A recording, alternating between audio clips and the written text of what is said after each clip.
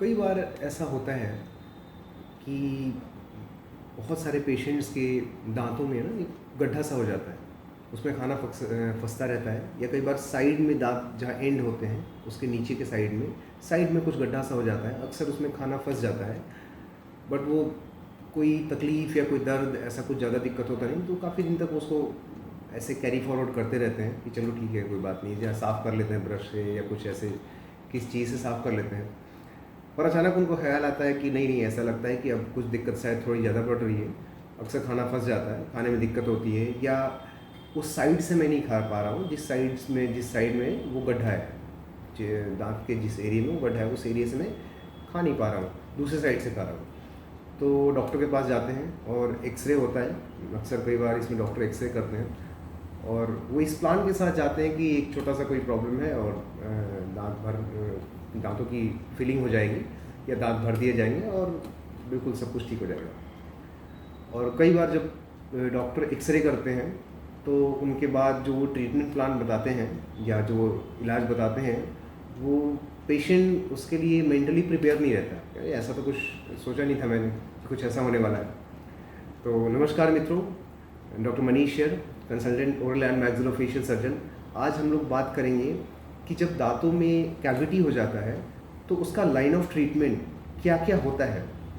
और कैसे आप खुद जान सकते हैं कि इस केस में मेरा एक ये ट्रीटमेंट होना चाहिए, कि आपको एक आइडिया, एक ओवरव्यू मिल जाए। तो और अलग अलग जो ट्रीटमेंट होंगी इस केस में, अलग अलग केस में, तो उसका एक मोटा मोटी जो कॉस्ट होता है, एक एवरेज कॉस्ट इंडिया में अलग अलग जगह पे कितना हो सकता है। तो आज इस पे हम लोग बात करेंगे। सबसे पहले आप लोग प्लीज़ इस चैनल को सब्सक्राइब कर लें, बेल आइकन को दबा लें, और पॉसिबल हो तो प्लीज़ शेयर करिए ताकि ज़्यादा से ज़्यादा लोगों तक ये मैसेज पहुंच पाए, और जो अक्सर मैं वीडियोस हमेशा डालता रहता हूं वो आप तक पहुंचे और आप खुद जान पाए कि आपको किस केस में, किस बीमारी में क्या ट्रीटमेंट करना है। और इसके अलावा हम लोग और भी प्लान कर रहे हैं कि बहुत जल्द हम लोग हर डिपार्टमेंट के डॉक्टर्स का एक इंटरव्यू आप लोगों के लिए अरेंज करेंगे। जैसे कि मान लीजिए गायनेकोलॉजी हो गया, या ईएनटी सर्जन्स हो गए, या न्यूरोलॉजिस्ट हो गया, या आपके और यूरोलॉजी के डॉक्टर हो गए, कार्डियोलॉजी के डॉक्टर, हार्ट के डॉक्टर हो गए, या कोई जनरल सर्जन हो गया, या ऑर्थोपेडिक सर्जन हो गए, या एंडोक्राइनोलॉजी जिनके स्पेशलिस्ट अभी भी बहुत ही कम है। तो सारे डॉक्टर्स को हम लोग इंटरव्यू कंडक्ट करेंगे और सारी बीमारियों के बारे में चर्चा करेंगे, ताकि एक ओवरव्यू आप लोग खुद जान पाओ कि हाँ ये चीज़ है, तो क्या क्या इसका रेमेडी हो सकता है, और सबसे पहले कैसे इन बीमारियों से बचा जाए, और शुरुआत में कैसे पता चल जाए कि ये जो प्रॉब्लम्स बाद में ग्रेवियस हो जाती है, बाद में बड़ी हो जाती हैं, और बहुत सारा एक्सपेंडिचर और हमारा टाइम ख़राब होता है इसके चक्कर में, तो उसको कैसे हम लोग सेव कर पाएँ। तो अक्सर आपने देखा होगा कि बहुत सारे लोगों को के दांतों में ना छोटा सा गड्ढा जैसा हो जाता है, और वो ध्यान नहीं देते, या ध्यान देते भी तो वो इस प्लान से कई बार आते हैं कि छोटा सा गड्ढा है, हम लोग इसको फिल कर लेंगे और सब कुछ ठीक हो जाएगा। और जब डॉक्टर एक्सरे करते हैं तो वो कई बार बोलते हैं कि नहीं नहीं, ये तो दांत रूट कैनाल होगा, या फिर कहते हैं कई बार कि नहीं नहीं, ये तो बच भी नहीं पाएगा, और हम लोग मेंटली इस चीज़ के लिए तैयार नहीं होते। तो कैसे पता चले कि हमारा जो प्रॉब्लम हो किस स्टेज में है, और क्या इसका रेमेडी है, और कैसे ट्रीटमेंट होगा, किस स्टेज में हम लोग को दांत भरवाना है, किस स्टेज में हम लोग आरसीटी करा सकते हैं, और किस स्टेज में हमारा दांत बिल्कुल बचने लायक नहीं होता है। तो हम लोग एक एक्सरे से समझ सकते हैं इसको सबसे आसानी से, कि किस स्टेज में क्या होता है, क्या फीलिंग आती है, कैसे उसका साइन एंड सिम्टम, मतलब पेशेंट को क्या पता चलता है जब वो बीमारी किसी खास स्टेज में होती है, और उस बीमारी का स्टेज ये डिसाइड करता है कि लाइन ऑफ ट्रीटमेंट क्या होने वाला है। तो ये एक एक्सरे है पेशेंट का। अगर ध्यान दिया जाए तो ऊपर वाले हिस्से में जहाँ मेरा एरो ये मूव कर रहा है, ये एक वाइट रंग का पैटर्न बना हुआ है। देखिए, किसी भी केस में, चाहे आप दांत भरवा रहे हो या आरसीटी करा रहे हैं या कोई भी चीज़ है, डेंटल के केस में अगर ये तो एक बहुत छोटा मोटा प्रॉब्लम है, तो एक्सरे ज़रूरी है। विदाउट एक्सरे आपको कोई भी ट्रीटमेंट करवाना ही नहीं, ये तो रूल नंबर 1 है एकदम। विदाउट एक्सरे आप कोई भी चीज़ नहीं करवाएंगे। तो ध्यान देने वाली बात है, ये एक नॉर्मल एक्सरे है जिस दांत में कोई दिक्कत नहीं है। तो ध्यान दीजिएगा, इसमें वाइट रंग का एक पैटर्न बना हुआ है ऊपर वाले हिस्से में, जहाँ मेरा एरो अभी मूव कर रहा है, और ये दांत में बीमारी है, प्रॉब्लम है। ध्यान दीजिए तो यहाँ भी एक वाइट रंग का पैटर्न बना हुआ है, लेकिन यहाँ पे ना एक ब्लैक रंग का बहुत गड्ढे जैसा बना हुआ है, और ठीक उसके नीचे एक बहुत बड़ा काला सा एरिया है ब्लैक जैसा, ठीक है। और ये ध्यान देंगे तो ये वाला एरिया जो है इस ब्लैक वाले एरिया में मर्ज कर गया, ठीक है। तो जब तक ये ऊपर वाला ब्लैक वाला एरिया है, या कई बार जो इन्फेक्शन है वो यहाँ इस साइड से भी होता है, जहाँ दांत खत्म हो जाता है दोनों साइड में, एंड में इस साइड से भी होता है। तो अगर ये ऊपर वाला एरिया जो काला हो गया है ये इस ब्लैक वाले एरिया से काफ़ी दूर है, सबसे पहले तो अगर ये वाइट वाले एरिया में ही कन्फाइंड है, मतलब ये जो वाइट वाला बॉर्डर दिख रहा है अगर इस तक है, तब आपको अगर केरीज या कीड़ा लगना चालू है तो आपको कोई सिम्टम नहीं आएगा, कोई दर्द, कोई तकलीफ, कोई दिक्कत, कुछ भी पता ही नहीं चलेगा आपको। ज़्यादा से ज़्यादा एक ब्लैक डॉट जैसा दिखेगा या कुछ ब्लैक जैसा दिखेगा, उसके अलावा कुछ नहीं। ये सबसे आइडियल टाइम है कि आपके दांतों को आप उस टाइम फिल करवा लें, क्योंकि इस टाइम अगर आपने दांत भरवा लिए अपने तो उसकी बहुत लंबा चलने की उम्मीद बहुत ज़्यादा होती है और कॉस्ट भी बहुत कम आता है। सामान्यतः इस केस में हम लोग दांत को जो फिलिंग करते हैं जिस मटेरियल से, नॉर्मली वो टूथ कलर मटेरियल होता है, उसको हम लोग कॉम्पोजिट बोलते हैं, और इसका खर्च अलग अलग जगह पे बहुत वैरी करता है, क्योंकि बहुत तरह के कंपोजिट मार्केट में आते हैं। बट अच्छे से अच्छा और बेस्ट क्वालिटी का भी कोई कंपोजिट अगर फिल कर रहा है और बड़े शहर में फिल कर रहा है तो मैक्सिमम 2-2.5 हज़ार तक या 2000 या 1500 तक चार्ज करेगा। छोटे शहरों में एक अच्छा डॉक्टर आपसे 800-1000 रुपये चार्ज कर सकता है, और एक बहुत ही साधारण से क्लिनिक में जाएंगे तो हो सकता है कि थोड़ा अगर इंफीरियर क्वालिटी का वो लोग इस्तेमाल करते हैं तो 500 के आसपास आपसे चार्ज कर लिया गया। ये बहुत इंपॉर्टेंट है। देखिए कि अक्सर ऐसा सोचते हैं कि लोग कि एक 500 में फिलिंग हो रही है और वही दूसरी फिलिंग 2000 में हो रही है, तो इसका कोई डिफरेंस है क्या? बहुत ह्यूज डिफरेंस है। अगर अच्छे क्वालिटी का मटेरियल अच्छे डॉक्टर द्वारा और अच्छे इंस्ट्रूमेंट के हेल्प से फिल किया गया है तो उसकी लाइफ हो सकता है 15-20 साल, बहुत लंबा जाएगा। और बहुत साधारण क्वालिटी से फिल कर दिया जाए तो हो सकता है कि वो बहुत ही कम दिन में वो निकल जाए, या बाद में वो निकलने के बाद फिर खाना फंसेगा तो बाद में वो और बाकी के प्रोसेस या दांत निकालना पड़ेगा, आरसीटी करने, वो सब करना पड़ सकता है। दूसरा, मैंने अक्सर कई बार देखा है जो रूरल एरियाज़ में होते हैं, बहुत सारे ऐसे प्रैक्टिशनर्स हैं जो कि डॉक्टर नहीं है, और वो लोग क्या करते हैं, ये जो टूथ कलर मटेरियल होता है जिसको हम लोग कंपोजिट बोलते हैं, ये जनरली थोड़ा वाइटिश येलो जैसा होता है, कुछ पीला जैसा, कुछ सफ़ेद जैसा होता है, बिल्कुल सफ़ेद बिल्कुल नहीं होता। अक्सर कई बार क्या होता है, मैंने छोटे जगहों में देखा है कि जो क्वैक्स होते हैं, जो प्रैक्टिशनर्स होते हैं, जो कि क्वालिफाइड नहीं है, वो लोग वाइट रंग का मटेरियल उसमें डाल देते गड्ढे में, जो कि भरने वाला बिल्कुल मटेरियल नहीं था। उसको टेम्पररी फिलिंग मटेरियल बोलते हैं हम लोग, टेम्पररी फिलिंग मटेरियल बोलते हैं। ये वो वाइट कलर का होता है, वो हम लोग किसी कंडीशन में, किसी खास कंडीशन में हफ्ते 10 दिन के लिए या मैक्सिमम 21 दिन तक के लिए लोग डालते हैं। वो